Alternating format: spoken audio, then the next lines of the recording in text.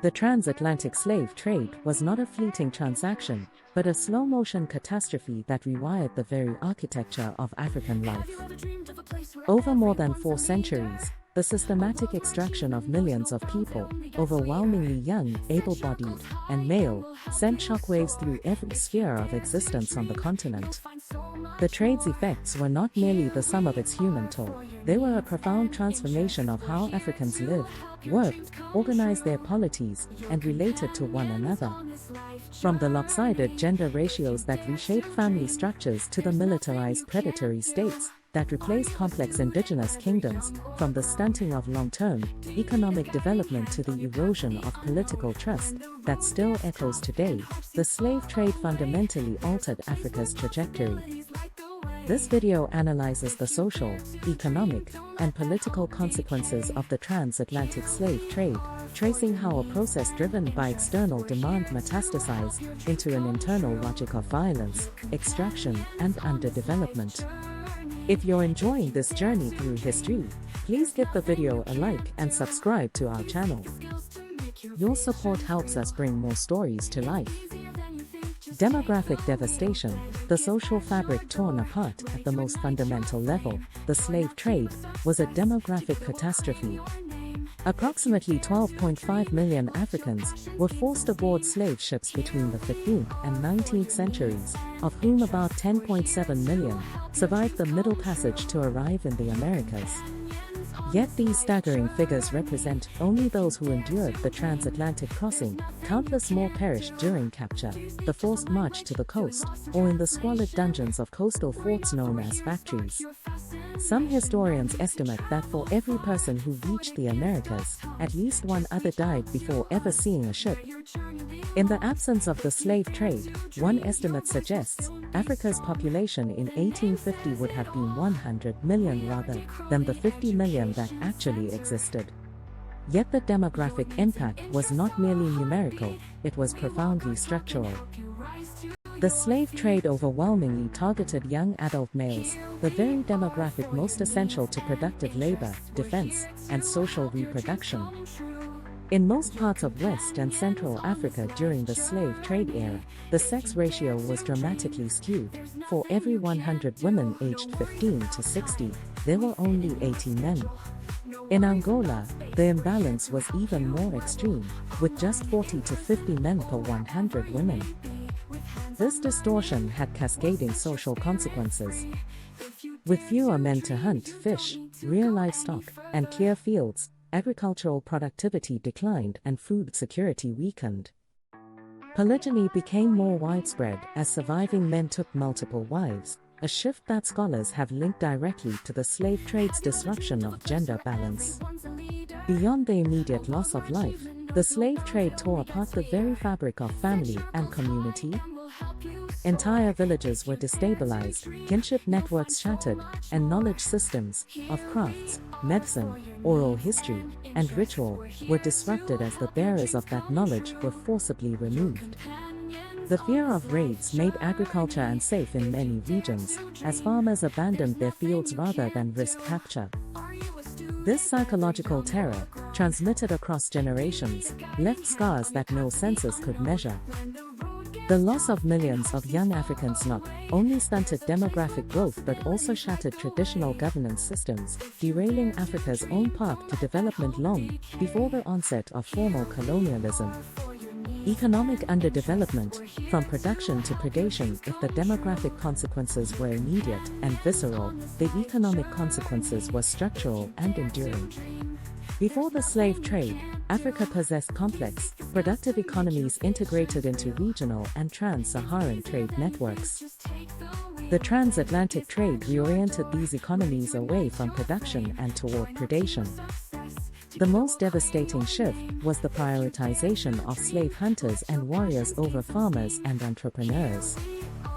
African agriculture suffered greatly, and famines increased in some areas, as the most able-bodied members of society were diverted from food production to the business of capture.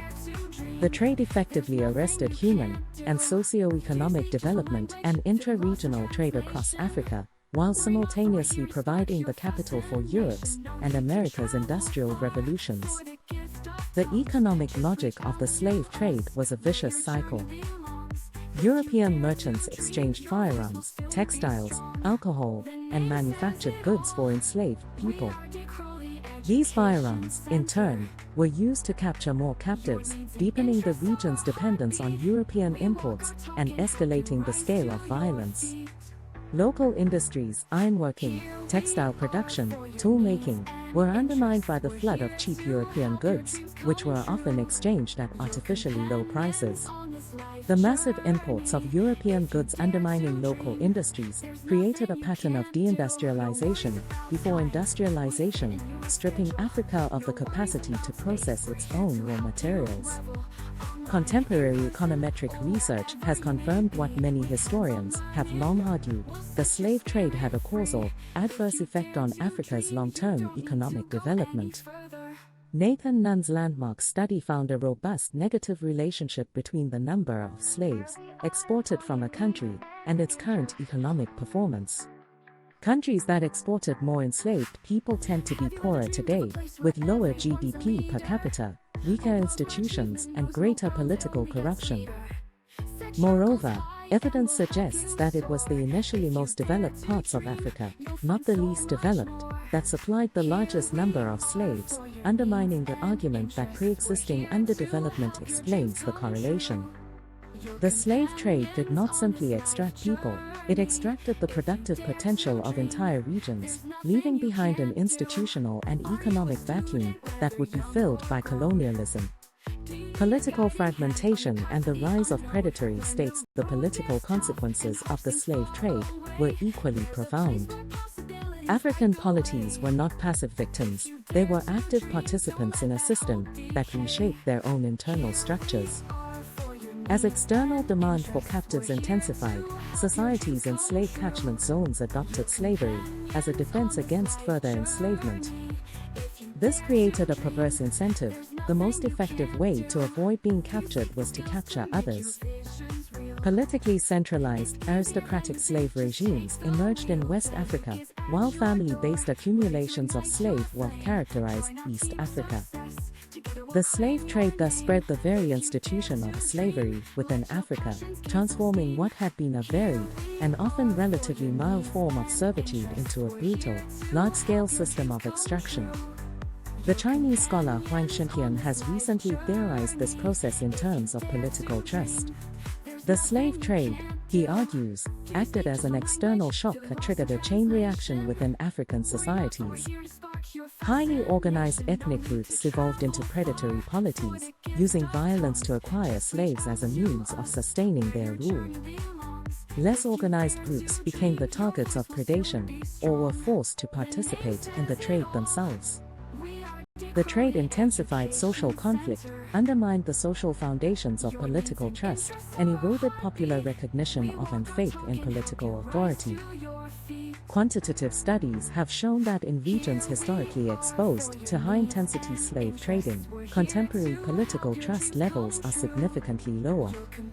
The slave trade's legacy, therefore, is not merely economic underdevelopment, but a persistent deficit of the social capital on which stable, accountable governance depends.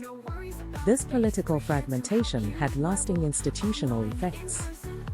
The constant warfare and raiding that the slave trade encouraged weakened larger, more stable kingdoms and empowered smaller, more militarized chiefdoms. The preference of European traders for captives from particular ethnic groups created ethnic hierarchies and resentments that would be exploited and deepened by later colonial rule. Heightened conflict and mistrust, underdeveloped access to credit, greater political corruption, and less local schooling, these are among the long-term legacies of the slave trade that continue to constrain growth in African nations today.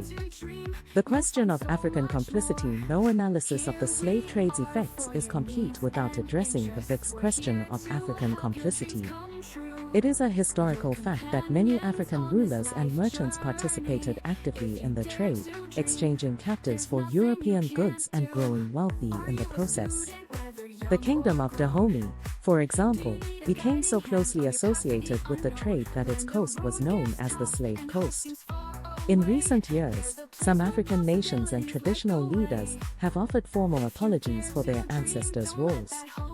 The Beninese President Mathieu Terekou publicly apologized for his country's historical involvement, with one politician declaring, "We cry for forgiveness and reconciliation. The slave trade is a shame, and we do repent for it." Yet acknowledging African agency does not amount to moral equivalence. As Ghana's Foreign Minister Samuel Okudzu-Ablakwa has argued, attempts to portray Africa as an equal participant distort the historical record and undermine the pursuit of justice and reparations. While there were isolated instances of local intermediaries, these did not amount to control, ownership, or design of the transatlantic slave system, which was driven by external forces.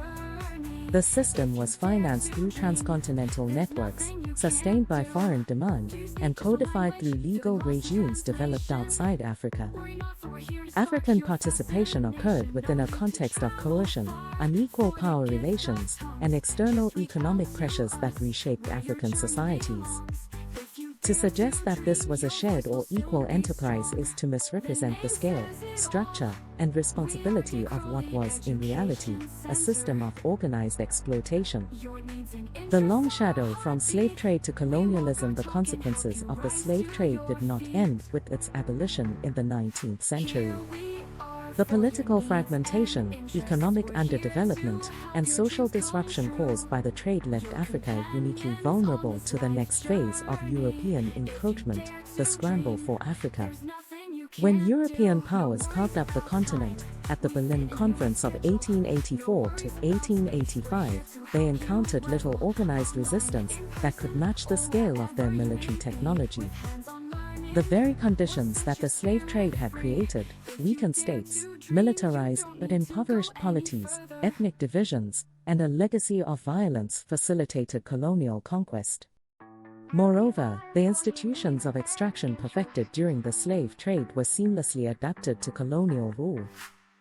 Forced labor, the commodification of African bodies, and the racist ideologies that had justified enslavement were redeployed to justify the civilizing mission.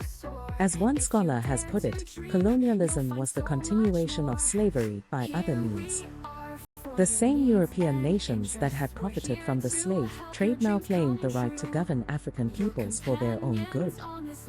The triple burden of slavery, colonialism, and the persistent legacies of both continues to shape Africa's relationship with the global economy and its own internal development challenges.